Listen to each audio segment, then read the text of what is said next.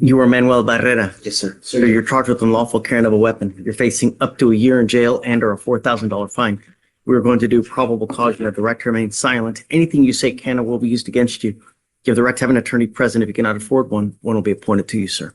Yes, sir. Correct. On March 6, 2025, at 12:24 a.m., the officer observed a vehicle driving without headlights on and using emergency lights. A traffic stop was initiated, and the officers made contact with the defendant, the driver of the vehicle. The defendant informed the officer that he had a firearm in the driver's side door compartment. The officer opened the door and observed in plain view an unholstered handgun.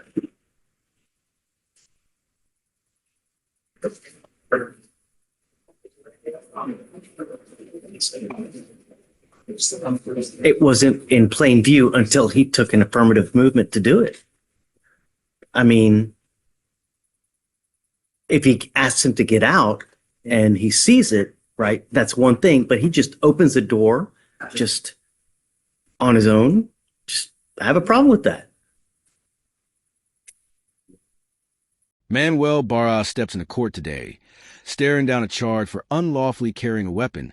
And trust me, that's no small thing.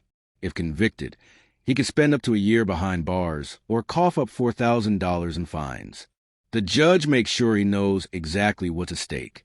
His right to remain silent, the fact that anything he says can be used against him, and that if he can't afford an attorney, one will be provided. According to the police report, everything unfolded just past midnight on March 6. An officer spotted a car cruising with no headlights, but its emergency lights flashing, a red flag. After pulling the car over, the officer approached, and the driver casually admitted there was a gun inside the door compartment. When the officer opened the door, there was an unholstered handgun just sitting there, exactly where the report claimed. Okay. I'll read the OR and see if there was some consent to open the door. I mean, doesn't even ask him to step out.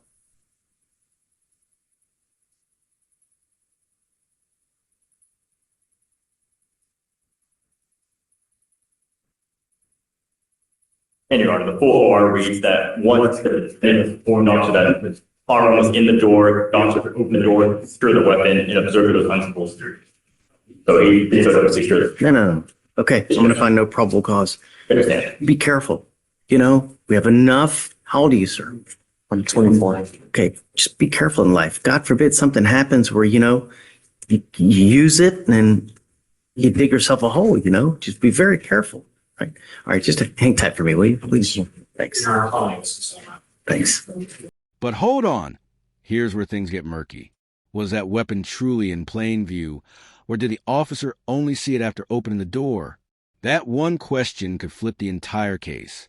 The defense argued that if the officer had ordered the driver out first before looking inside, things might have gone very differently.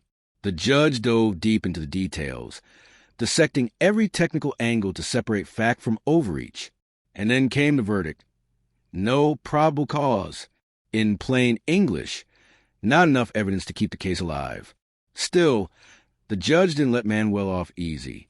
You're 24, she warned, and you need to understand what's on the line. One reckless move and you're done. The case? Dismissed. But the message? Crystal clear. The next mistake might not come with a second chance.